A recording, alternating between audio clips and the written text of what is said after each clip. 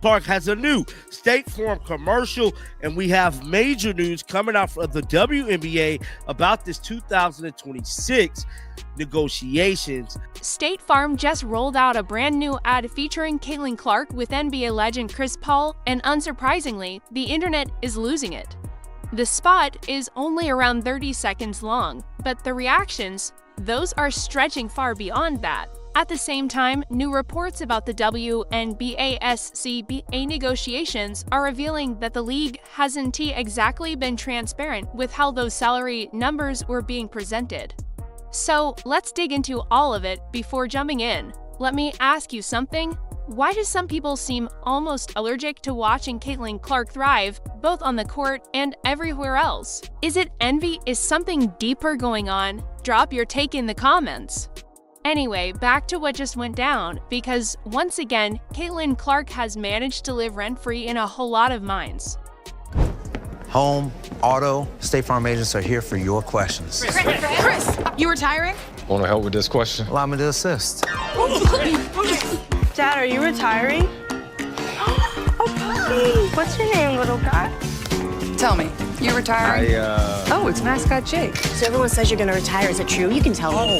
Is this metal? Are you going to retire? Roughly a day ago, State Farm released its newest commercial, this time centered around Chris Paul. He has been starring in these ads since 2008, going on 17 years of Jake from State Farm jokes, Cliff Paul skits, and everything in between. At this point, he's practically a walking State Farm logo. But here's the twist, this particular ad wasn't really about Chris Paul. It revolved around the idea of him possibly retiring. The entire setup is people repeatedly asking him whether he's hanging it up. He's 40 now, signed a one-year $3.6 million deal with the Clippers this past summer, and folks are wondering if this is his last ride. In the commercial, Jake is the one trying to field questions. Chris Paul's own child even asks about retirement, and right after that, Caitlin Clark appears. She looks him straight in the eyes and starts jokingly grilling him about whether he has actually done.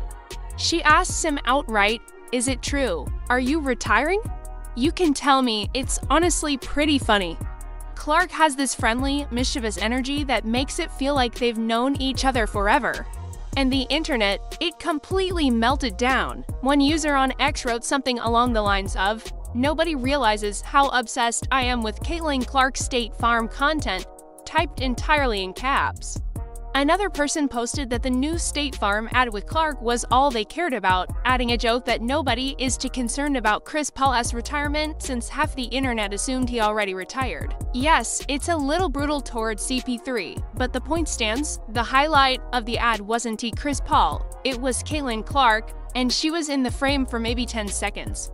Now, to give this some context, this isn't Clark's first time partnering with State Farm, not even close. She joined their roster in October 2023, making her the very first college athlete the company ever signed. Think about that, State Farm already had Patrick Mahomes, Chris Paul, and a lineup of major NFL and NBA talent, and they still decided a college women's basketball player deserved a spot beside them. Her early commercials launched in November 2023. One involved Jenny Taft interviewing her in a coffee shop when someone said, "I need a break," and Clark suddenly transformed it into a Big Ten game-style timeout. Another commercial showed a couple backing into a pole and saying "shoot," which summoned Clark out of nowhere to take an actual jump shot. Jimmy Butler and Reggie Miller even appeared in that one. I need a break. Time for a Big Ten game break. I'm Jenny Taft here with Hawkeye Caitlin Clark. Excuse me, I just need a little help. Life's moving really fast. New job, new car, new apartment. Oh, you don't need us. Like a good neighbor, State Farm is there. State Farm is there for you and can help with your insurance needs. Oh. Hey, Jenny, I gotta get back to the game. Oh, right. Let me just grab a latte to go. Make that two. Have a scone. Earlier this year, State Farm debuted what might be their strongest Clark-centered ad yet, the From the Logo campaign. It played off her trademarked skill of drilling three-pointers from way out near the center court logo. In the spot, Clark says, "You know, Life would be easier if I could do everything from the logo. Jake takes that literally and paints State Farm logos all over her home so she can handle everyday tasks. Opening jars, sorting laundry, all while standing on a logo. Caitlin Clark from the logo! You know, life would be easier if I could do everything from the logo. Allow me.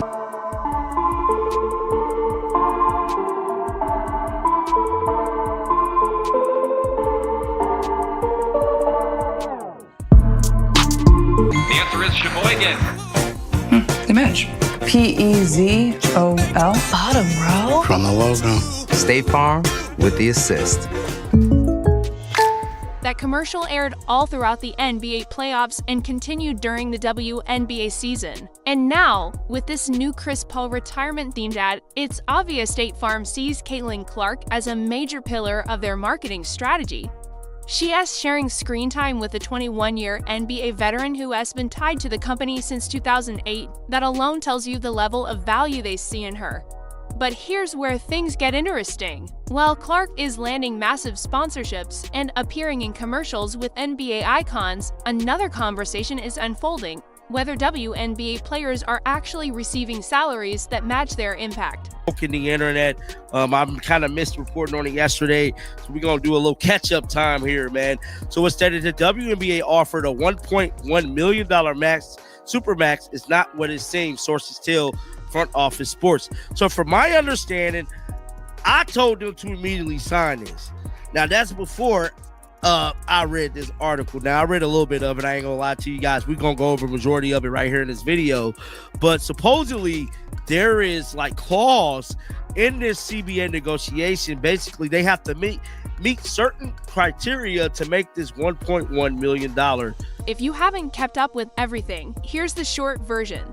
The WNBA's current collective bargaining agreement with the players' union is almost up. The original deadline was October 31st. Then it got pushed to November 30th, which, as of now, is just days away.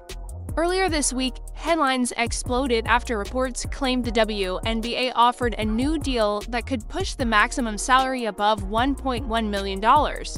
Articles everywhere framed it as a historic shift that WNBA athletes might soon be millionaires, that this could change the league forever. And honestly, when I first saw that figure, I reacted the same way a lot of people did: sign the deal. That's quadruple the current Supermax. It sounds enormous. Why hesitate? But once the full breakdown was released, the picture changed. According to reporting from Front Office Sports and people familiar with the negotiations, that $1.1 million headline number was not what it seemed. Here's the real situation: that $1.1 million amount isn't a base salary. It's the total possible amount if you combine base salary, revenue-sharing payouts, and various performance bonuses. Under the league's actual proposal, no player signing a contract in 2026 would start with a $1.1 million base. The true base Supermax would fall somewhere between $800,000 and $850,000. Yes, that's significantly more than the current $249,000 Supermax. But it's not the million-plus number being plastered across headlines. So how does one reach that $1.1 million total? First comes the $800,000 to $850,000 base 6. All-Star MVP adds another $5,000. Then, on top of that, players would need to hit revenue-sharing triggers, which already exist under the current CBA. And guess how many times those bonuses have been activated since that deal took effect? 0, not a single time. Players aren't naive. They understand exactly what's happening. Sophie Cunningham, a veteran guard, told Front Office Sports something to the effect of, "It sounds impressive, and the league can flash a huge number in your face." But what happens when revenue keeps increasing? Where does that money actually go? The players' union's response to the offer was even sharper. They described the proposal as nothing more than lipstick on a pig. What the players want is straightforward: a system where salaries are tied to a real percentage of league revenue. That's how the NBA works. Players receive roughly half of all basketball-related income. In the WNBA, estimates suggest players receive around 9%, just 9%. Meanwhile, the league is pulling in record-breaking ratings and attendance. Expansion teams are selling for hundreds of millions. Sponsors are lining up to attach their brands to its stars. And in the middle of all this, Caitlin Clark is set to earn less than $86,000 in base salary next season. Minnesota Lynx star Nafer Collier has been outspoken about this. She's said that players like Clark are bringing far more value to the league than what they're allowed to earn. The league continues to claim it wants to raise salaries. Commissioner Kathy Engelbert talks about transformational proposals, but clearly there's disagreement about what transformational even means. Players want guaranteed revenue percentages.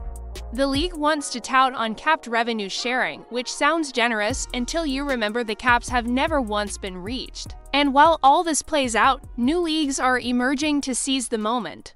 Unrivaled launched earlier this year, a 3-on-3 league created by Brina Stewart and Nafisa Collier, running from January through March and offering another income stream. And then there's Project B, which just announced plans to launch its first season in November 2026.